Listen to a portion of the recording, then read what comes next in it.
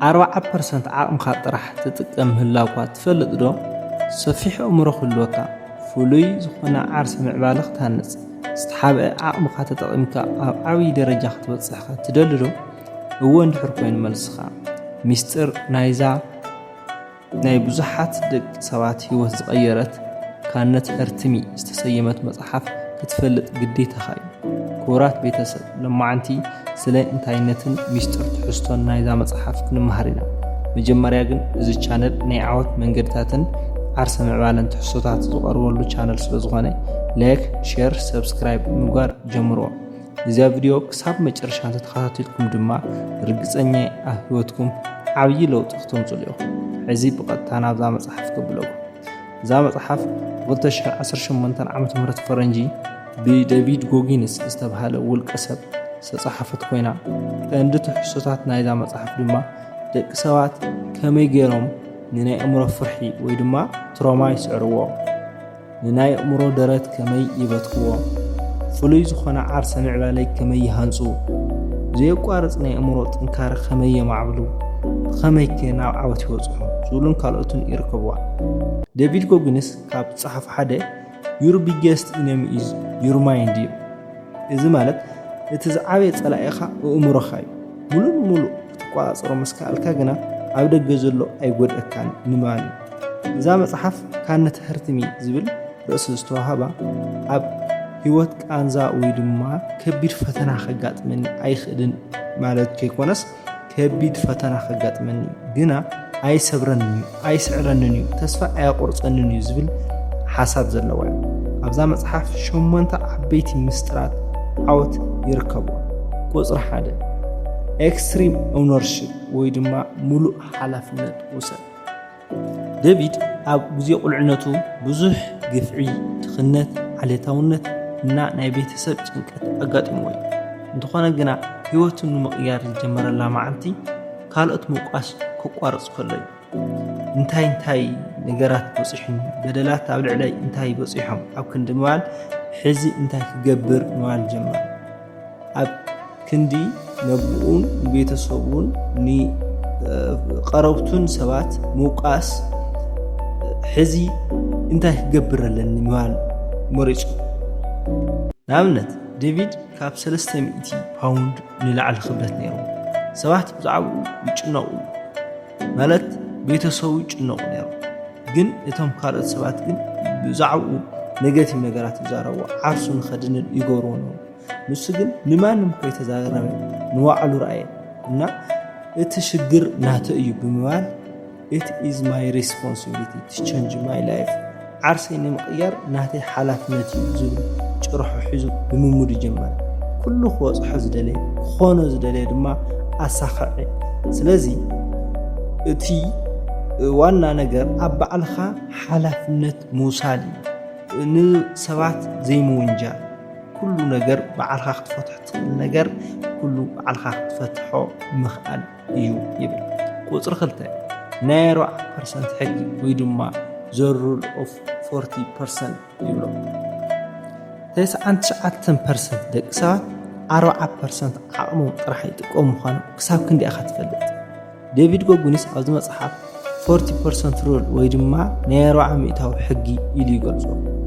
እምሮኻ እኺለ ደኺመ ክብለካ ከሎ 40% ዓቕምካ ጥራሕ ተጠቒምካ ኣለኻ እዩ። መብዛሕትኦም ሰባት ነገራት ዋላ ብትኽክል ዘይኣድከምቲ እናሃለዉ ዘይምችውነት ክስምዖም ከሎ ዝሰርሕዎም ዝነበሩ ይቋርጹ። ብዝኾነሉ ምኽንያት ኣእምሮና ምቾት እዩ ዝደሊ፣ ዕብየት፣ ምዕባለ፣ ለውጢ ድማ ጻዕሪ ቃልሲ እዮም ዝደልዩ። ስለዚ ክትዕወት እንተሕር ደሊኻ ናይ ኣእምሮኻ ይኣክል ባህላይነት ኣይትቀበሎ፣ ናይ ኣእምሮኻ ደረት ስበሮ። ናይ ሳይኮሎጂ መጽናዕትታት ከም ዝሕብርዎ ናይ ኣእምሮና ቀንዲ ስራሕ ድሕንነት እምበር ዓወት ኣይኮነን ይብሉ። ስለዚ ድኻም፣ ፍርሒ፣ ጭንቀት፣ ጥርጣረ ከጋጥመና ከሎ ኣቋርጽ፣ እዚ ውሑስ ኣይኮነን ዝብል መልእኽቲ ይልእኸልና። ነዚኦም ክሓለፍካ ድማ ዓወት ምዕባለ ስለ ዘየለ ንናይ ኣእምሮ ደረት ክትሰብሮ ግዴታኻ እዩ ይብል። ንኣብነት ብመልክዕ ኣካላዊ ምንቅስቓስ እኳ እንተሪእና ሓደ ምስ ዝተሓሓዝ ዛንታ ክነግረኩም። ሓደ እዋን ክልተ ነጋዶ ካብ ሓደ ቦታ ናብ ሓደ ቦታ ብእግሮም እናተጓዓዙ ክዳን ይነግዱ ነበሩ። እዚ ሓደ ሰብኣይ 20 ኪሎ ሜትር ተጓዒዙ ካብ ሓንቲ ክዳን $10 የትርፍ ነበር። እዚ ካልኣይ ሰብኣይ ድማ 40 ኪሎ ሜትር ተጓዒዙ ካብ ሓንቲ ክዳን $50 የትርፍ ነበር።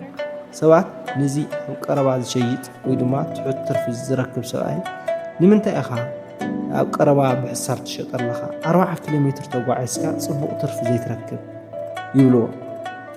እዚ ሰብኣይ ድማ ኖ ካብዚ ንላዕሊ ክጓዓዝ ኣይክእልን፣ ብጣዕሚ ዝደኽመኒ፣ ዓቕመይ ካብዚ ንላዕሊ ክኸይድ ኣይኽእልን ይብሎም።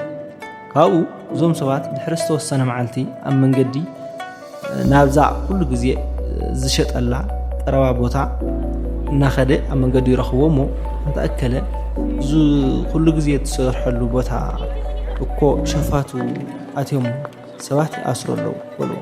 ድሕሪ እዚ ሰብኣይ ሰንበደ ግዴታ ኮይኑዎ ናብ እታ 40 ኪሎ ሜትር ተጓዒዝካ ካብ ሕድሕድ ክዳን $50 ዝርከበላ ክኸይድ ተገደደ። ስርሑ ጽቡቕ ቀጸለ፣ ኣታዊኡ ወሰኸ። እዚ ኣይክእሎን እየ ዝብል ነበራይ ዓቕመይ ካብዚ ንላዕሊ ክኸይድ ኣይኽእልን ዝብል ዝነበረ ሸገሮ ጽቡቕ ናይ ስራሕ ጅማሮ ጀመረ። ካብዚ እንታይ ንምሃር? እዚ መጀመርያ ትሒዙ 40 ኪሎ ሜትር እናተጓዓዘ ጽቡቕ ትርፊ ዝረክብ ዝነበረ ሰብኣይ ንናይ እምርኡ ደረት ይኣኽለኒ ባህላይነት ሰይርዎ እዩ። እዚ ካልኣይ ሰብኣይ ግን 40% ዓቕሙ ጥራሕ እናተጠቐመ ጸኒሑ። ብኻሊእ ወገን ንምሃሮ ድማ እምሮና ድሕንነትና ንምሕላው ጥራሕ ሙሉእ ዓቕሚ ይጥቀም ምዃኑ እዩ። እዚ ሰብኣይ ንናይ እምርኡ ደረት ሓሊፉ 40 ኪሎ ሜትር ተጓዒዙ ጽቡቕ ኣታዊ ክረክብ ዝበቕዐ ሸፋቱ ኣለዉ ስለ ዝበልዎ እምርኡ ስለ ዝፈርሐ ውሕስነት ስለ ዘይተሰምዖ እዩ። ስለዚ እምሮና ኩሉ ግዜ ድሕንነት ናትና እዩ ዝቐድም። ድኻም ዘይምችውነት ክስምዖ ከሎ ይኣክል እዩ ዝብል ስምዒት ወይ ድማ መልእኽቲ ይልእኸልና። ስለዚ እዚ ደረት እዚ ክትሰብሮ ግዴታኻ እዩ። ብጥቕልል ዝበለ ሓሳብ ናይ 40% ሕጊ ማለት ነብስኻን ጥዕናኻን ምጉዳእ ማለት ከይኮነስ ነቲ ናይ እምሮኻ ናይ ምቁራፅ መልእኽቲ ምእባይ ወይ ህይወትካን መጻኢኻን ዝቕይር ሕው ዓቕሚ ምጥቃም ዝገልጽ እዩ። እዚ ድማ ብቐጥታ ምስ ዓርሰነት፣ ፍልጠት፣ ንግዳዊ ዕብየት፣ ኒውሮፕላስቲሲቲ ወይ ድማ ንኣእምሮና ብልምዲ ብተመክሮ ናይ ምዕባል ተኽእሎ ዝተሓዝ እዩ። እዚ ድማ ኣብ ህይወትና እንተተግቢርናዮ ብጣዕሚ ዓብዪ ለውጢ ዘምጽእ ክልስ ሓሳብ እዩ። ቁፅሪ 3 ናይ ተሓታታይነት መስተዋት ይብሎ ወይ ድማ ኣካውንታቢሊቲ ሚሮር። እዚ ማለት ዓርስኻ ብትኽክለኛ ናይ ብሓቂ መስትያት ምምልካት እዩ። ዝኾነ ይኹን ድኽመትካ፣ ስንፍናኻ፣ ፍርሓትካ ወይ እውን ሓቀኛ ሽግርካ ብዘይ ምሽፍፋን ምቕባል እዩ። ዓርስኻ ኣይተታልል፣ ሰባት ኣይተወንጅል፣ ሙሉእ ሓቂ ሓዝ። ምስ ዓርስኻ ከይተጋፈጥካ ህይወትካ ክትቀይር ኣይትኽእልን። ንኣብነት ንስኻ ኣዓወት ኣይበጻሕኻን ምኽንያቱ እንታይ እዩ ኢሎም እንተሓቱኻ መልስኻ እንታይ እዩ? ግዜ ይነበረንን? ሰባት ኣይሓጎዙንን? ዕድል ኣይነበረንን? ወይስ እኹል ኣይሰራሕኹን? ፍርሓት ነይሩኒ? ስንፍና ነይሩኒ? ኣየና እዩ? እዚ ናይ መጀመርያ ማለት እውን ግዜ ይነበረንን፣ ሰባት ኣይሓጎዙንን፣ ዕድል ኣይነበረንን ዓርስኻ ምትላል እዩ። ንባዕልኻ ዘይምውንጃል እዩ። እዚ ካልኣይ ግን እኹል ኣይሰራሕኹን፣ ፍርሓት ነይሩኒ፣ ስንፍና ነይሩኒ ድማ እቲ ትኽክለኛ መስትያት እዩ። እዙይ ድማ እዩ ተሓታታይነት መስትያት ኢሉ ዝገልጹ። ቁፅሪ 4 ኣእምሮኻ ኣጠንክር፣ ክሎስ ዩር ማይንድ። ብተደጋጋሚ ከቢድ ነገር ምስራሕ ኣእምሮኻ የጠንክሮ እዩ። ኩሉ ግዜ ኣብ ሙቸት ምንባር ግን ኣእምሮኻ የድክሞ እዩ። በብመዓልቱ ቁሩብ ዘፍርሕ ወይ ድማ ዝኸብድ ነገር ስራሕ። ህይወት ኩሉ ግዜ ቀላል ኣይክትከውን እያ። ሓደ መዓልቲ ከቢድ ፈተና ከጋጥመካ ይኽእል እዩ። ኣብዚ ድማ ኣይክትሽነፍን ኢኻ። ኣእምሮኻ ጠንኪሩ ተዘይጸኒሑ ግን ብቐሊሉ ክትህሰይ ኢኻ። ስለዚ ኣእምሮኻ ኣጠንክር፣ ኣእምሮኻ ኣዳሉ ይብል። ቁፅሪ 5 መከራ ተቐበል። ኢምብረስ ሳፈሪ ካብ መከራ ሽግር ምህዳም ዘይኮነስ ከም ትምህርቲ ክትጥቀመሉ ኣለካ ወይ ድማ ከም ስልጠና ክትጥቀመሉ ኣለካ ይብሉ ሽግር ፀላኢ ከይኮነስ መምህር እዩ እውን ይገልጾ ቁጽሪ 6 ፀብለልታ ኣርኢ ሰባት እንትዕልሉኻ ወይ ድማ ብዛዕባኻ እንትዛረቡ ንሱ ኣያቋርፅን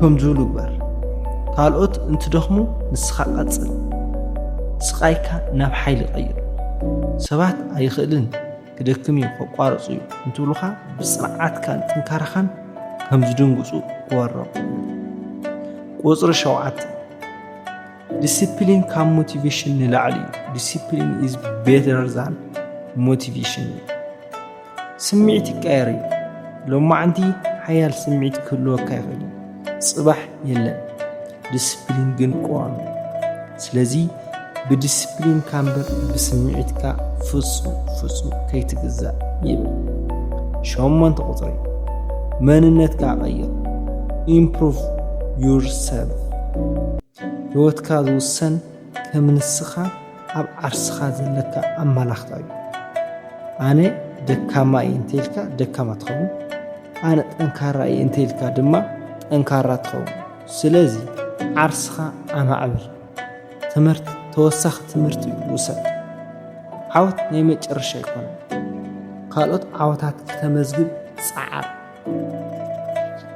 ክቡራት ቤተሰብ ኣብዚ ቪድዮ ሃናፅ ትምህርቲ ወሲድኩም ከም ትኾኑ ተስፋ ይገብር ቀጻሊ ብኻሊእ ትሕዝቶ ክሳብ ንራኸብ ሰሰናይ ንዓኹም